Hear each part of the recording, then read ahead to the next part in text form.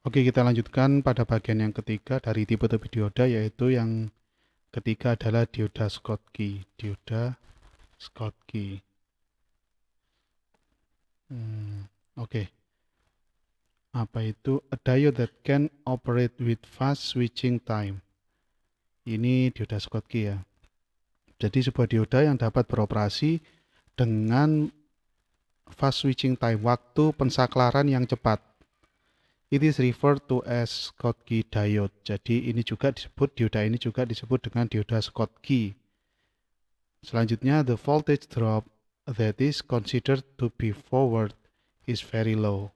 Jadi tegangan drop dari dioda Schottky ini kecil, lebih kecil daripada dioda PN junction. Bisa kita lihat pada gambar yang bawah sebelah kanan ada kurva atau grafik ini.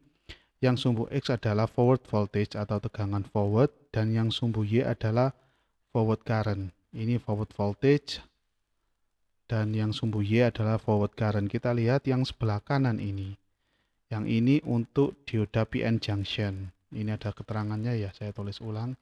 Untuk dioda PN junction, yang ini untuk dioda Schottky. Nah, dioda Schottky perbedaannya kurang lebih 0,3 volt. Lebih tinggi yang PN junction. Anggap saja yang PN junction ini 0,7 volt. Untuk yang dioda Schottky dia cuma 0,4 volt. Jadi cukup banyak perbedaannya. Untuk simbolnya dari dioda Schottky ini adalah seperti ini. Ini kaki yang plus anoda dan ini yang katoda. Perbedaannya hampir sama dengan Zener, tapi ada sedikit perbedaan di simbolnya ini. Nah, plus, minus anoda dan katoda. Kita lanjutkan poin yang kedua.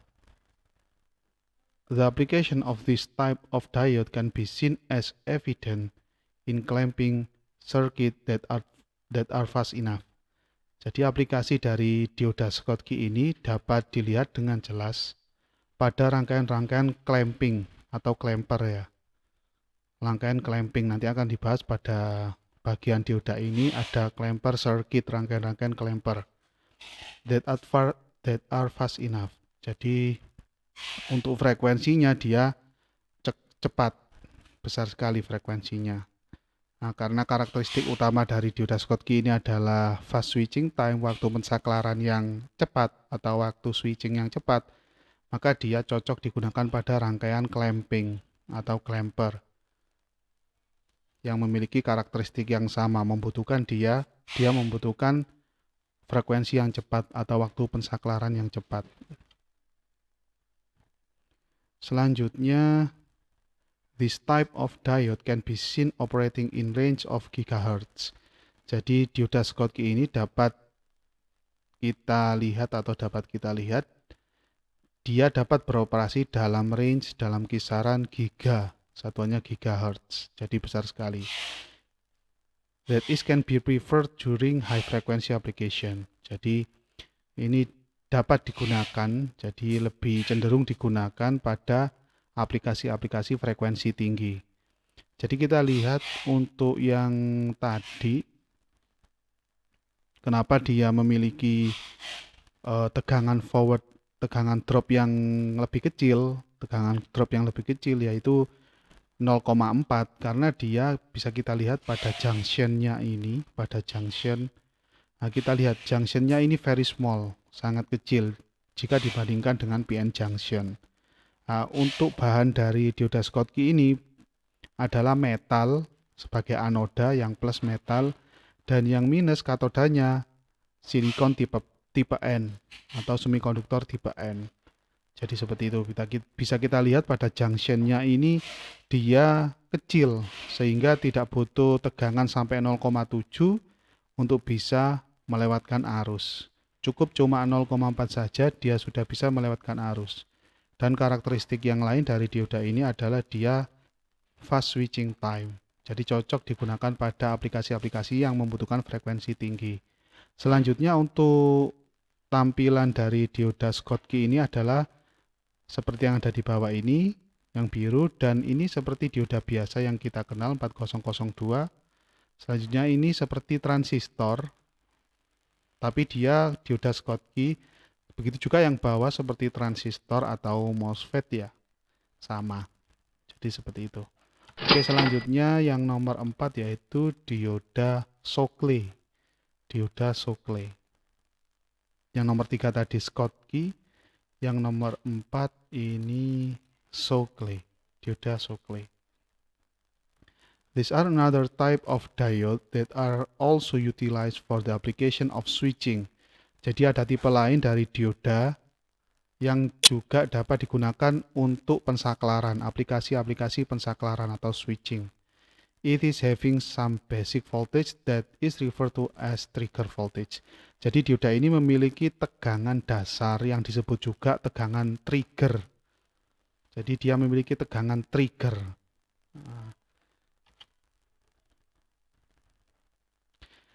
Perlu diperhatikan untuk tegangan trigger di sini pada grafik ini diistilahkan VBO, voltage breakover, tegangan breakover, VBO ini atau tegangan trigger, tegangan penyulut sama saja. Nah, untuk IH ini adalah arus holding current, holding.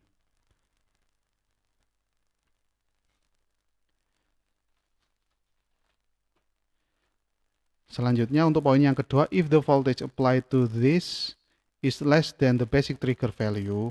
Jadi jika tegangan yang diberikan pada dioda ini lebih kecil dari tegangan breakover atau tegangan triggernya, it cannot switch.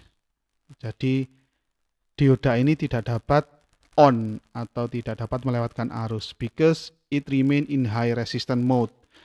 Karena apa? Dia tidak bisa melewatkan arus karena dia berada pada mode resistansi yang tinggi. Jadi nilai resistansinya masih tinggi sehingga arus tidak dapat lewat.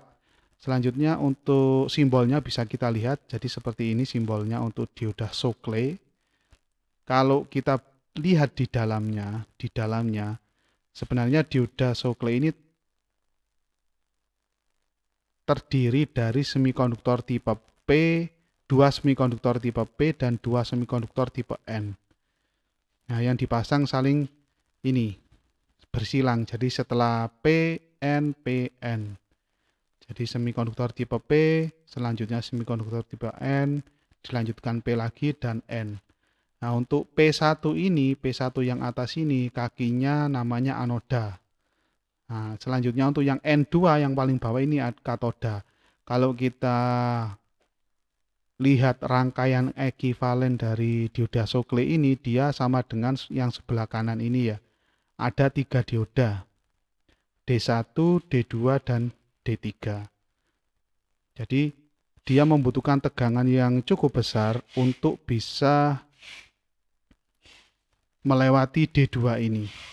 Jadi untuk bisa melewati D2 ini dia butuh tegangan breakover atau tegangan trigger yang cukup besar.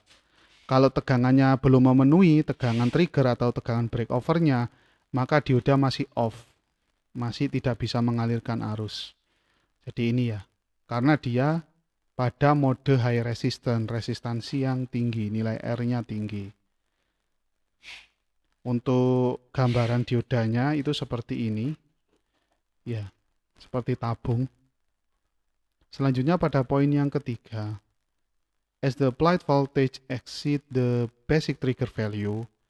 Jadi pada saat nilai tegangan yang diberikan pada dioda Shockley ini melewati nilai triggernya, nilai breakovernya, anggap saja breakovernya kita anggap saja 3 volt seperti itu. Breakovernya kita anggap 3 volt.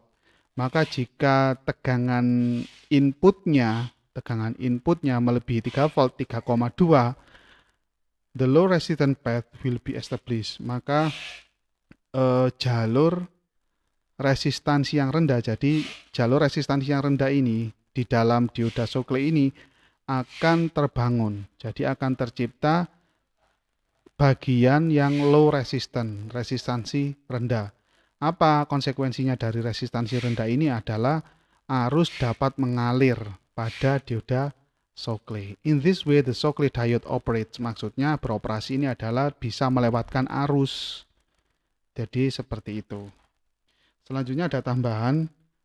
Pada saat arus mencapai pada nilai IH atau sama dengan nilai IH ini, maka dioda juga on. Jadi untuk mempertahankan dioda on ini, di samping tegangan breakover atau tegangan trigger ini terlewati, arus holding ini, jadi arus yang bisa menahan, holding kan menahan, jadi arus holding ini juga harus tercapai. Jadi tidak terlalu kecil arusnya, harus sesuai dengan IH.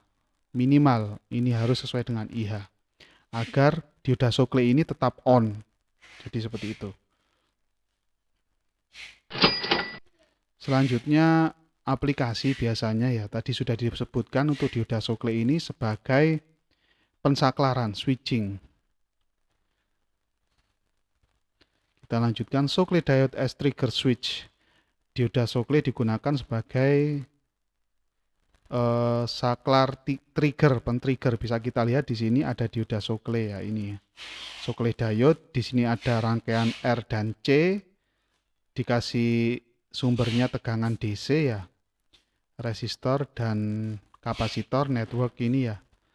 Kita bahas dulu. It is used to on the SCR. Jadi dioda Shockley ini digunakan untuk menghidupkan atau mengonkan SCR.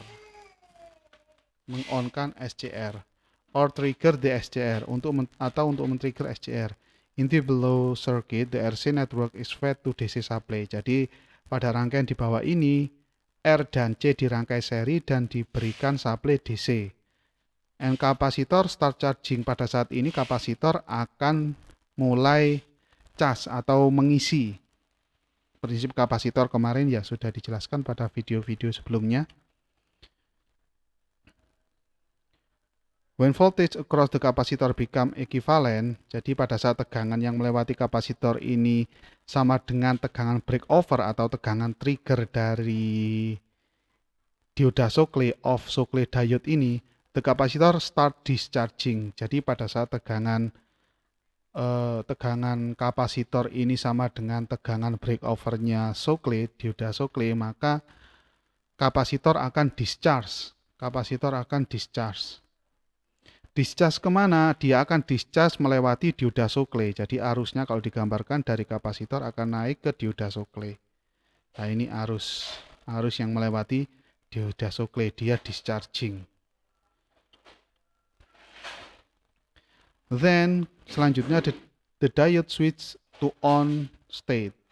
Selanjutnya karena dia tegangannya sudah melewati tegangan trigger atau breakover, maka diodanya akan on. Dioda ini akan on. Arus akan lewat. And turn on the SCR. Dan mengonkan SCR by providing gate current. Dengan memberikan arus pada gate SCR. Ini gate. Gate, anoda, katoda. Bentuknya seperti dioda SCR ini. Tapi dia ada gate-nya. Jadi pada kaki gate dari SCR ini akan dilewati arus to SCR ini ya, akan dilewati arus sehingga SCR tersebut akan on juga. Nah, di sini bebannya adalah alarm atau buzzer. Nah, itu cara kerja dioda Shockley. Tapi sebelum di dioda Shockley tersebut ada rangkaian R dan C.